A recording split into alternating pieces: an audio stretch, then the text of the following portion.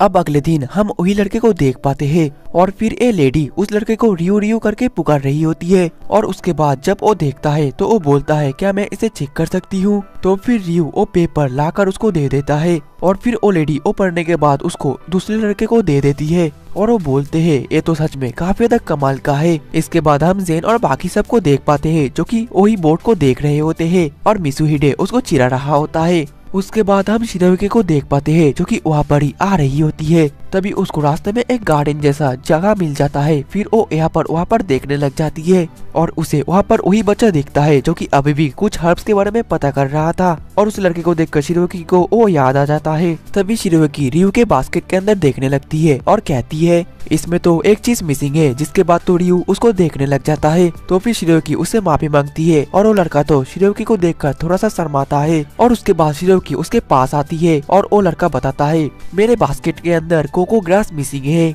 और फिर वो लोग ऐसे ही थोड़े बहुत मेडिकल और हर्ब्स के बारे में बातें करते हैं। जिसके बाद रियू वहाँ से चला जाता है और शिरोयुकी बोलती है उम्मीद है कि मुझे भी यहाँ पर दवाई बनाने का मौका मिलेगा। ठीक तभी वहाँ पर जेन आ जाता है और शिरोयुकी तो जेन से बात करने लग जाती है। और फिर शिरोयुकी जेन से बोलती है मुझे बेस्ट ऑफ लक बोलो। इसके बाद हमें वही लेडी को दिखाया जाता है। फिर वहाँ पर सारा का सारा मेडिकल का एग्जाम होना शुरू हो जाता है और उन्हें कुछ पौधों का ध्यान रखना होता है वहीं पर। इसके बाद हम वही लड़के को देख पाते हैं जिसने कि शिरोयुकी के ऊपर तीर फेंका था और इस लड़के का नाम है ओबी।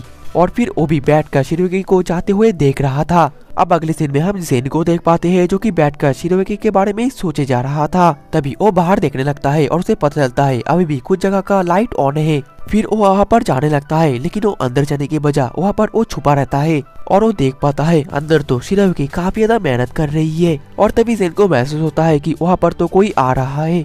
तो फिर जेन झटके से अंदर चला जाता है और उसे देखकर शिरोयुकी कहती है कि आखिरकार इतने रात में तुम यहाँ पर क्या कर रहे हो। जिसमें जेन बोलता है मैं तो बस यहाँ पर टहल रहा था। लेकिन तभी कोई बाहर से दरवाजे को बंद कर देता है और जेन और शिरोयुकी वहाँ पर ही अटक जाते हैं। जेन अपनी पूरी कोशिश करता है दरवाजे को खोलने का लेकिन वो नहीं खुलता और उसके बाद वो हार मानकर अंदर ही बैठ जाता है। फिर वो शिरोयुकी से पूछता है कि तुम अच्छे से सो तो रही हो ना। शिरोयुकी बोलती है हाँ मैं थोड़ा बहुत सो रही हूँ क्योंकि मैं इस एग्जाम को लेकर काफी ज्यादा एक्साइटेड हूँ, इसलिए मुझे बहुत ज्यादा कम नींद आ रही है। तभी शिरोयुकी की नजर एक पौधे पर जाती है जो कि मुरझा रही होती है और उसे देखकर शिरोयुकी बोलती है कि आखिरकार ऐसा क्यों हो रहा है।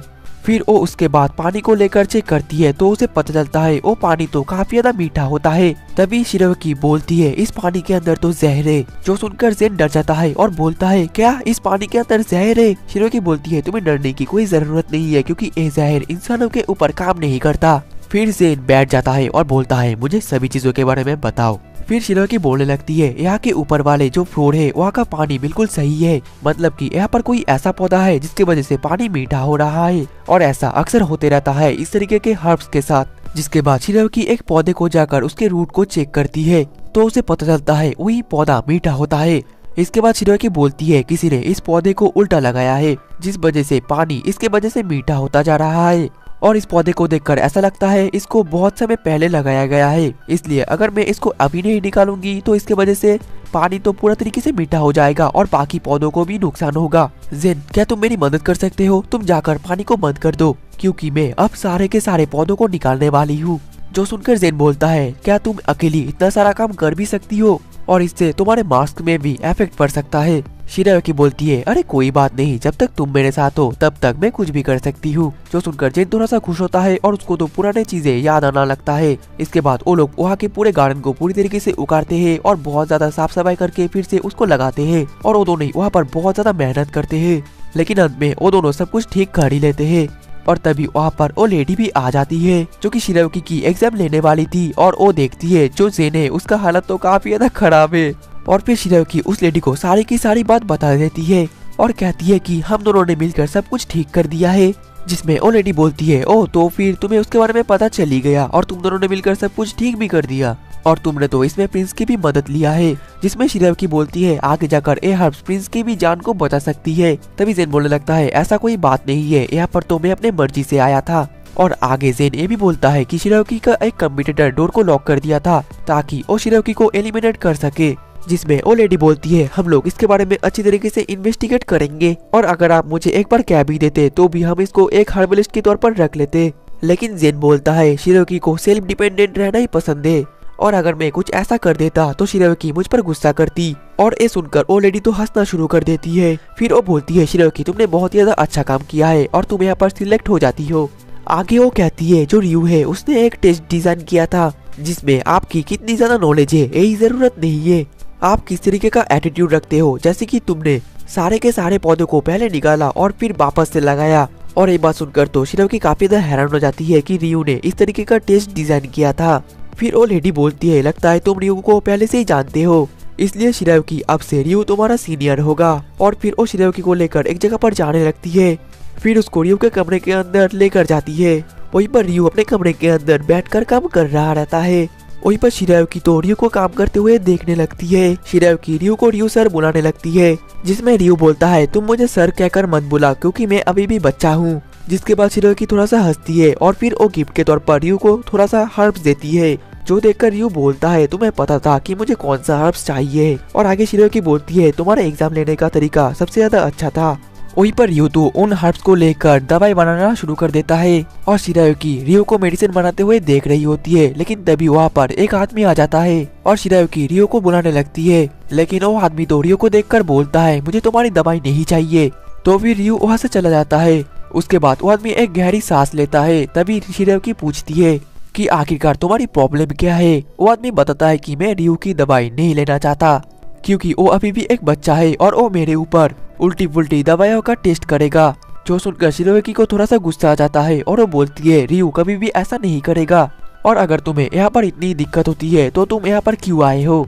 और शिरोकी को गुस्से को देखकर तो वो आदमी डर जाता है और फिर शिरोकी रियू के पास चली जाती है, जहाँ पर कि रियू वापस से अपना काम ही कर रहा रहता है। तभी रियू शिरोकी को बोलती है तुम्हें इसको लेकर इतना ज्यादा चिंता करने की कोई जरूरत नहीं है। जो सुनकर शिरोकी बोलती है तुम बहुत ही ज्यादा बड़े बेवकूफ हो।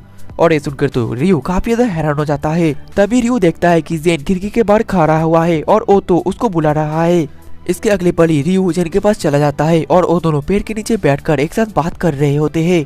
वहीं पर रियू बोलता है वो मेरे ऊपर गुस्सा थी क्योंकि मैं लोगों को नहीं समझ पाता और ना लोग मुझको समझ पाते हैं। फिर जेन बोलता है तुम जैसा सोच रहे हो वैसा नहीं है, शिरोकी हर बात को समझती है और उसे पसंद भी करती है। उसके बाद जेन रियू को एक एडवाइस देता है और बोलता है अगर तुम्हें लगता है कि शिरोकी तुमसे गुस्सा है तो तुम्हें डायरेक्टली जाकर शिरोकी से पूछ लेना चाहिए। और एक कहने के साथ तो जेन वहाँ से चला जाता है। नेक्स्ट सीन में हम शिरोकी को देख पाते हैं जो कि आराम से अपना काम कर रही रहती है। लेकिन तभी वहाँ पर चीफ हर्बलिस्ट आ जाती है और वो शिरोकी से कहती है इस बुक के अंदर जेन के सभी पुराने बीमारियों के बारे में लिखा हुआ है कि जेन को पहले क्या क्या हुआ था और अगर तुम इसको पढ़ लोगी तो तुम्हें आसानी होगी जेन के सारी डिजीजों की खत्म करने के लिए।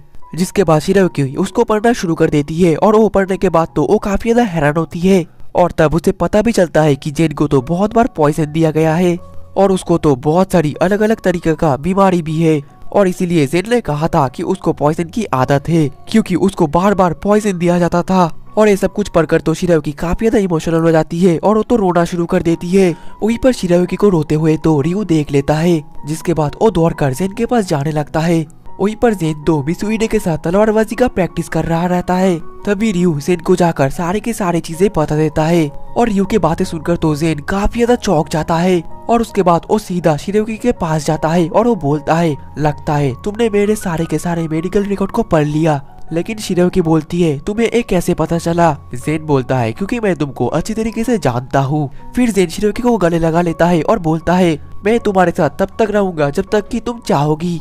और फिर उसके बाद हम रियो को देख पाते हैं जो कि अभी भी वहीं पर बैठा रहता है और वो काफी ज्यादा उदास भी होता है। वहीं पर जो मिसुइडे और किकी रहते हैं वो तो उसको खुश करने की कोशिश करते हैं और ठीक तभी वहाँ पर शिरोकी भी आ जाती है और मिसुइडे और किकी सारे के सारे बातें बता देते हैं। जो सुनकर शिरोकी रियो से बोलती है आखिरकार तुम उदास क्यों हो। रियो बोलता है मुझे माफ कर देना क्योंकि मैं तुम्हें रोते हुए देखकर काफी ज्यादा घबरा गया था।